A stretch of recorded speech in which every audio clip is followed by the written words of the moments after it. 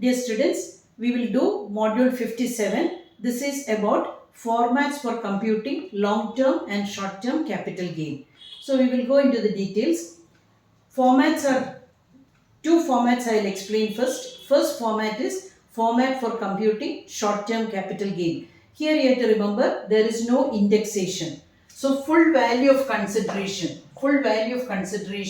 that meaning the sale price, less expenses on transfer, that meaning you may have to pay brokerage, commission, all that. So you will get net sale consideration.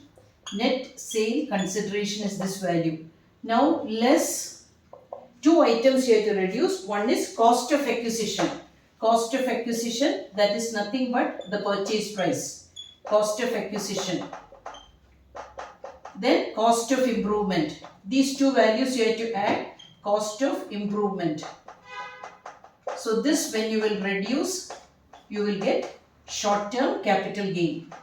We will use the short form, short-term capital gain. So you have to remember, full value of consideration is the sale price, expenses on transfer, commission, brokerage and all we are paying, then you will get the net sale consideration. Short-term capital gain, there is no indexation. Cost of acquisition is the purchase price. Cost of improvement, if you are doing some modifications, that cost, then you will get short-term capital gain. Long-term capital gain, the difference is that this will be less index cost of acquisition and index cost of improvement. Here also, as per the new tax revision, there is some changes are there. I will explain that in the later slide. So long-term capital gain meaning up to this step it is clear.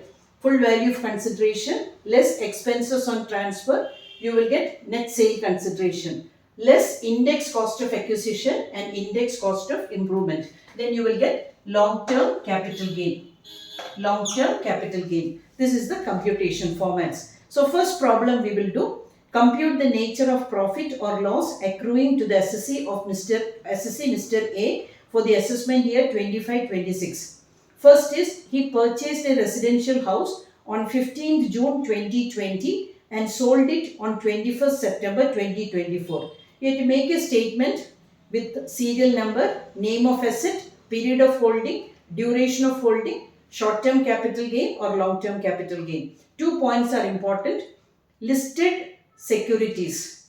If the period of holding is up to 12 months, it's short-term. More than 12 months, it is long-term. If it's in the case of unlisted securities and immovable properties, period of holding up to 24 months, it's short-term. More than 24 months, it's long-term. So if you know this, you will not make mistake. So listed securities, 12 months and more. Unlisted and immovable property, 24 months and more. So this is the clue you have to remember. So residential house property period of holding is 51 months. So it is immovable property, long-term capital gain. Now second point, X Limited, a listed company, allotted Mr. A 2,500 shares on 10th December 2023 and sold it on 1st December 2024. This is listed securities. So you have to remember, listed securities, period of holding is 11 months and 22 days. So it is short term. Now the third point is, he purchased a shop-cum residential plot on 13th April 22. He defaulted payments and surrendered it to the developer on 28th October 24 and earned a profit of rupees 2 lakhs. So residential plot, immovable, period of holding is 30 months and 15 days. Long-term capital gain.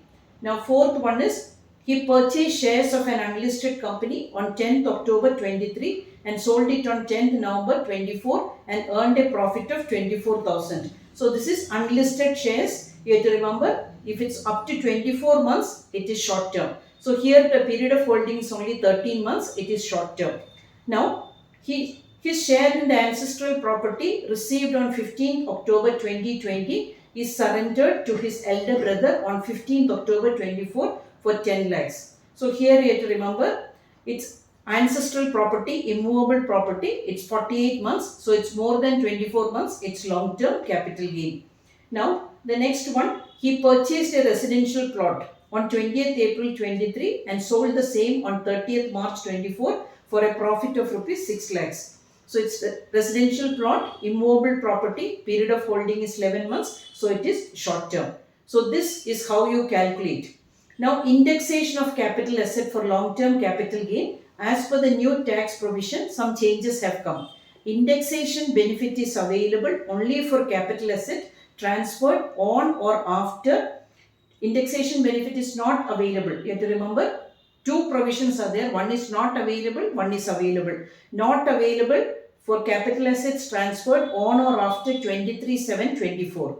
That meaning the computation will be as the same format as how we calculate the short term capital gain. Indexation will not be there. Full value of consideration less expenses on transfer, net sale consideration less cost of acquisition and cost of improvement, long-term capital gain. But indexation benefit is available if the capital asset is transferred up to 22/7/24. So LTCG is computed as the same way as this short-term capital gain. So here you have to remember index cost of 2-3 definitions I'll give you. Next module we are going to do the problems, how to do the indexation. So it will be clear. There I cannot give you the definition. That is why I have included these definitions in this module.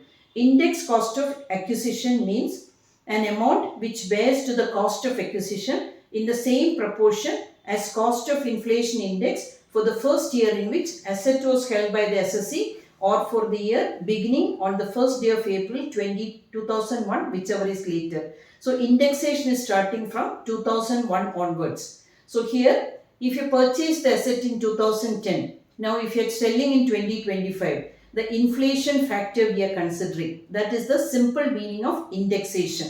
When we will do the problems, I will explain the concept clearly. Similarly, index cost of improvement. When you purchase an asset, say for example, if you buy a machinery, first it will be semi-automatic. You are making into fully automatic. Then again you are doing some modernization.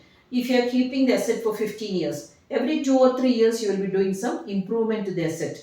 So inflation factor for that improvement is considered while computing capital gain. Because 2025 price will be different, 2010 price will be different, 2015 price will be different. So the inflation value we are considering for the improvement made to the asset. So just I am giving you the definition. Index cost of improvement means the amount which bears to the cost of improvement in the same proportion as cost of inflation index for the year in which the asset is sold bears to the asset is old bears to the cost of inflation index for the year in which improvement to the asset took place. And the last definition is cost of inflation index. This is very popular because central government will announce the cost of inflation index for the urban area. On that basis, central government, state government, all the employees will get their salary increase also, because DA will increase proportionately. So this is widely used in planning, government initiatives and all. So here capital gain computation also, cost of inflation index we are considering.